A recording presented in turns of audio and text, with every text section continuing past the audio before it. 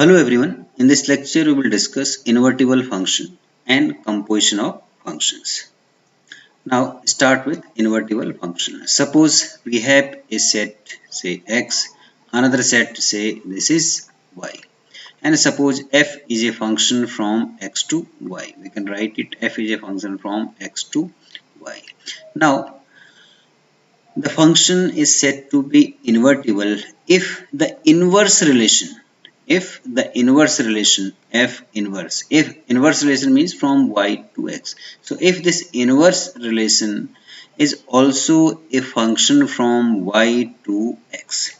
So look at this, we are talking about the inverse relation f inverse from y to x is a function, means if this inverse relation also satisfies the condition of a function, that is for each value of this set y there exists a unique value in x, then you will say f inverse this relation is also a function and this function f is invertible.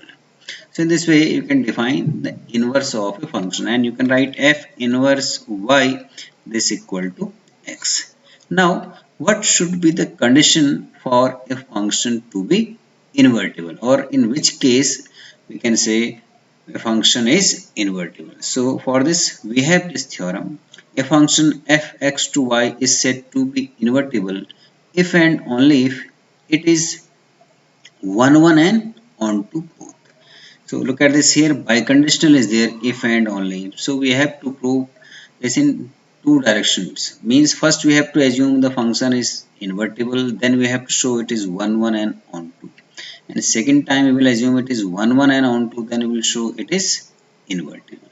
So let us start with first case. Let f x to y is invertible. Invertible means the inverse relation y to x is also a function. It means we can assume f inverse y equal to x for some y, for some x belongs to x and y belongs to y. So because this function is invertible, so inverse relation f inverse y to x, this is also a function, so that you can write f inverse y equal to x. Now we have to show that it is 1 1 and onto both. So first we will show 1 1. So for 1 1 we will prove that when fx1 equal to fx2, then x1 is also equal to x2. So for this we will assume let x1 comma x2 belongs to x. These are two values of x such that fx1 equal to fx2. Now assuming fx1 equal to fx2, we have to show that x1 equal to x2. Now we will start with fx1 equal to fx2. So look at this, fx1 equals fx2 means, now look at this, x1 x2 belongs to x means fx1 is the element of y. Say fx1 equal to y1 and say fx2 equal to y2. Here you can write y1 equal to fx1 and y2 equal to fx2. So x1 x2 belongs to x, so these are the fx1 and fx2 we have denoted by y1 and y2. So these are the mappings of x1 and x2. So in this way you can write fx1 equal to x2 means y1 equal to y2. Now look at this, we know that f inverse y equal to x. So if you find the inverse relation of y1, then this must equal to inverse f inverse y2. So f inverse y1 equal to y2, this implies f inverse y1 equal to f inverse y2. And f inverse y1, we have written y1 equal to fx1, so you can write f inverse y1 equal to x1. So you can write it x1 equal to x2. So here you can write it f inverse, since f inverse y1 equal to x1 and f inverse y2 equal to x2. So in this way we have started with fx1 equal to fx2 and proved that x1 equal to x2. So if the function fx is invertible, then it is 1 1. Then it is 1 1. Now we have to prove that the function f is onto also. So for onto we have to prove that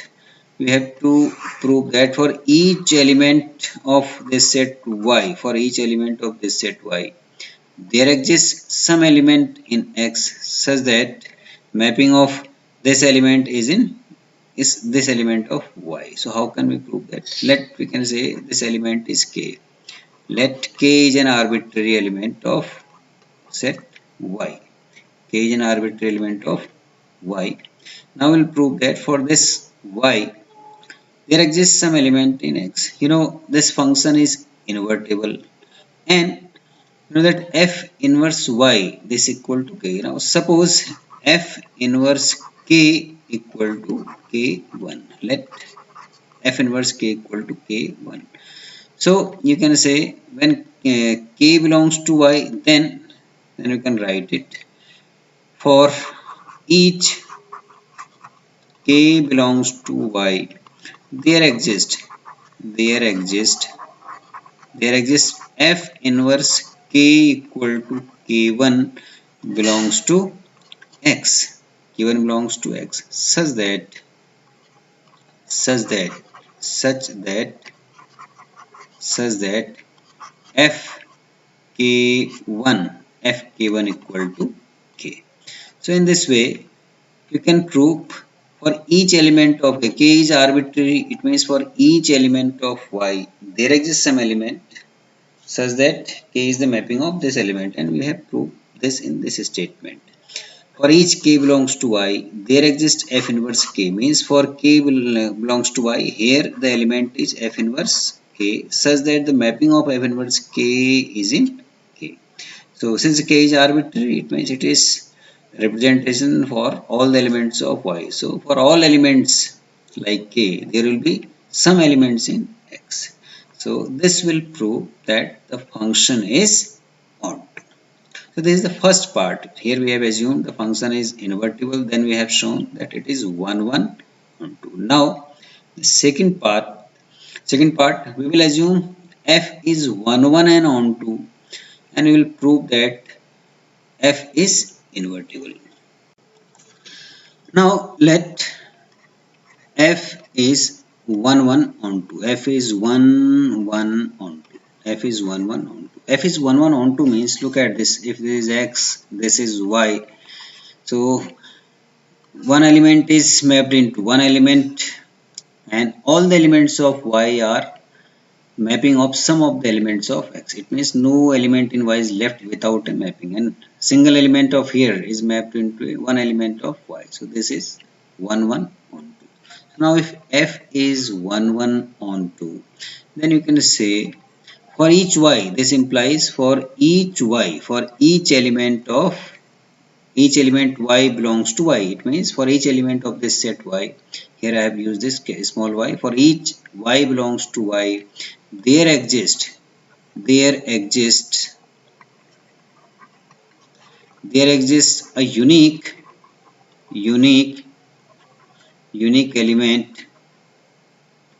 a unique element x belongs to x such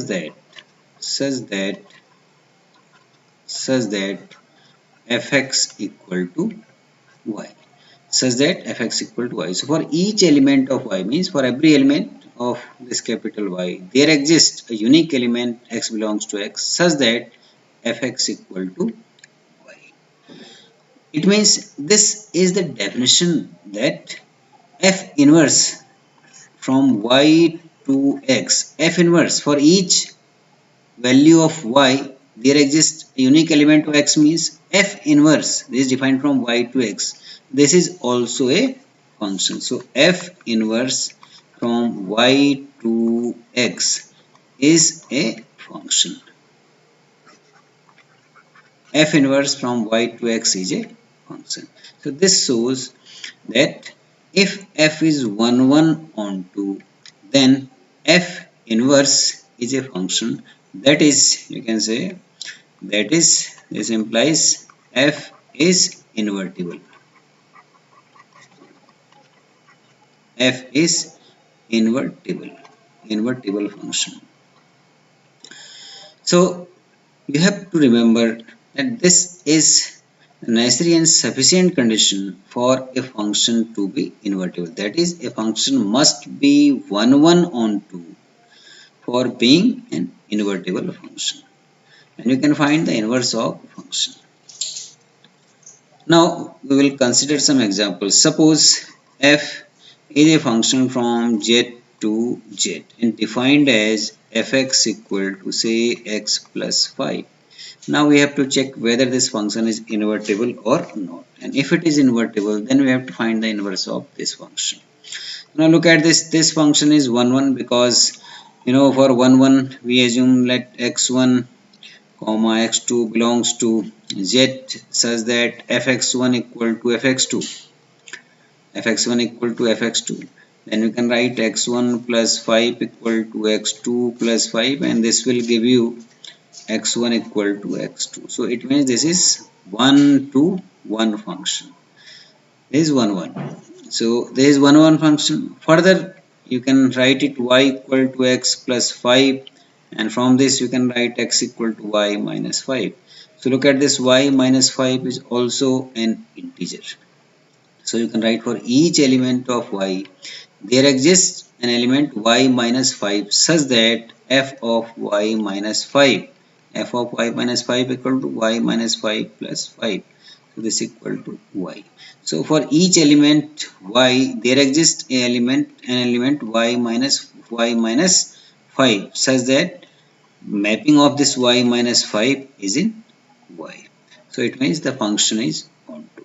So this function is 1 1 and onto. So this function is 1 1 and onto. So inverse of this function exists. So if inverse of this function exists, then you can write the inverse. And how can you write the inverse? Look at this x. You can write x equal to f inverse y, and this is written as y minus 5. So this is the inverse of this function. Sometimes in place of, here look at this, this is f inverse y equal to y minus 5, means the variable. If you just forget x, so simply remember this f inverse y, this equal to y minus 5. So we can change the variable also. If we use a variable x in place of y, then I can also write it f inverse x equal to x minus 5. So sometimes we also write the inverse of function in the term of x in this way. So first find f inverse y, x equal to f inverse y, then replace y with x. So you can write f inverse x equal to x minus 5. So this is the inverse of this function. Now consider another function f z to z defined as fx equal to x square. Now is it invertible function? Now we know that this function fx equal to x square, fx equal to x square is not 1 1 function, because for -2 and plus 2 we have same element. Mapping of these two elements -2 and 2 will be in 4. That's why it's not 1 1. It means if you check the inverse function, you will see the 4 element will have this is related to 2 elements -2 and 2. So the inverse of this, the inverse relation of this function is not a function. So that's why, or in simple, if you utilize the theorem, you can say this function is not a 1 1 function. That's why this is not an invertible function. Now composition of functions. So suppose we have a set x, another set say y, and another set say z. And suppose f is a function from x to y, and say g is a function from y to z. Now in this case, the composition of these two functions f and g, we will denote it by g composition f. In short, you can say g o f also. So this will be a function from x to z. So this will be a function from x to z. So, and you can define it g composition fx equal to g of fx, and this will be a function from x to z. Look at this, g of fx means this fx, first for element x you will apply f, so you will get y equal to fx.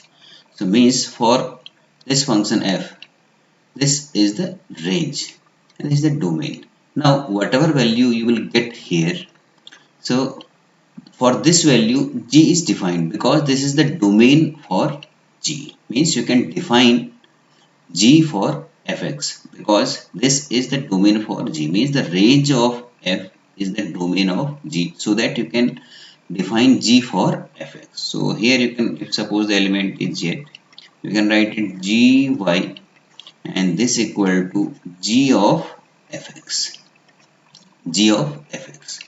Now can I write f composition g in this function? Now f composition g means I have to write f of gx. Now the important thing is, look at this, I am starting with gx, means I will start from this one, so this will be a function f o g, we will start from y. So for this y we will get an element gx, means this is the range of gx, we will get a function from, we will get a value from z because this is the range of g. Now we have to apply f. So here f is defined from x to y, f is not defined from z to any other set, f is defined for this set x and we are getting a value gx from z. So how can we define f composition f if x is totally different from z? So it means you cannot define f for these values because this one is different from this one, so f is not defined for this one. But if z set, if z is a subset of x, means z is a subset of x, means f is defined for all these values z. If z is a subset of x, then you can define f for these values also. Then you can define f of gx, f of gx. So in this way you can define this f composition gx. So this is very interesting to know whether f composition gx or g composition fx exists or not. In this case, the example which I have shown here, I will write it g composition f because I have defined f from x to y and g is defined from y to z. If I write here in place of f, I write g, and here in place of g I write f, then I will write it f composition g. So no need to confuse with these notations. We have to very clear, because simple thing which you have to note that if you're writing g composition fx, it simply means this is g of fx. So you have to check whether g is defined for fx or not. Whether we have to check whether the range of f means this fx is a domain of g or not, whether g is defined for fx or not. If it is defined, then you can write it, otherwise this will not exist. So this is the composition of two functions. Now look at one example. Suppose we have a function f, say defined r to r, and another function g is defined from r to r. Now suppose if I write fx equal to say x plus 5 and suppose gx equal to twice x. Now if I have to find f composition gx and g composition fx, so first I will check whether these two exist or not. Now look at this f of gx, you can write it f of gx, and you know g is defined from r to r, f is defined from r to r. It means the range of Gx means the range of G is a subset of F, means for these values F is defined. The range of G is R and F is defined for R. So means you can define it. Further, this can be written as G of Fx. G of Fx. So look at this. Fx. This is the range. Here you will get the values from the range Fx. The range of F is R and G is defined for R. Means for these values G is defined. So you can define these two functions, F composition Gx as well as G composition Fx. So how can I define it? So first define this Gx, and Gx is defined as twice x. So you can write F of twice x. F of twice x, because Gx equal to twice x. Now F twice x, F is defined as x plus 5. So here twice x will work as x. So you can write it twice x plus 5, because Fx is x plus 5. In the same way, if you write G of Fx, Fx is defined as x plus 5. Fx is defined as x plus 5. And now if you apply Gx equal to twice x, so x plus 5, this will work as x for G. So Gx equal to twice x, it means this is twice x plus 5. So you can write it twice x plus 10. So in this way, you can define F composition Gx or G composition Fx. So first you have to check whether these composition exist or not. Sometimes here I have defined this mapping F from R to R and G from R to R. But every time it is not necessary that these two things are given to you. It may be possible that simple function Fx equal to x plus 5 and Gx equal to twice x. These two things are given to you. Then you have to check whether these two compositions exist or not. Now take another example. Say suppose a function Fx is defined as say x plus 2, and now another function Gx is defined as under root x. Now we have to check whether the composition F composition Gx and G composition Fx exists or not. If they exist, then we will find the values. So this we can written as F of Gx, and this we can written as G of Fx. Now look at this Gx. Here simply these functions are given and we have to find the domain and range of these functions. Now if you see Fx x plus 2, so domain of this, you can assign any real number to this. It means the domain of F is R. You can define it R to x plus 2. If you assign any real number to x, then you will get again a real number. So you can say this is defined from R to R. Now if you see the domain and range of this function G equal to under root x. So this function is defined for root x. It means you cannot take negative values. You can define it for only positive values. So positive values means including 0 also. So you can write it R plus union 0. So this is the domain, means you can define it for all positive real numbers as well as 0. And look at this, the range of this will be again the same set R plus union 0, because Gx, this is the root x, you cannot define it for negative values. So here you will take its domain R plus union 0 to R plus union 0, and this is the range. Now look at this. So first check this F of Gx. So F of Gx means when you apply Gx, then you will get a value from this set R plus union 0. It means you will get a positive number, non-negative number. So is F defined for non-negative number? Yes, F is defined for all real numbers. So it means F is defined for non-negative numbers also, because this R plus union 0 is a subset of R. So you can define f of gx, because for all these values f can be defined. So you can write it f of gx this equal to under root x, and you can write it, if you apply f of x, then you can write under root x plus 2. Now g of fx, the range of this f is r. It means you will get all real numbers.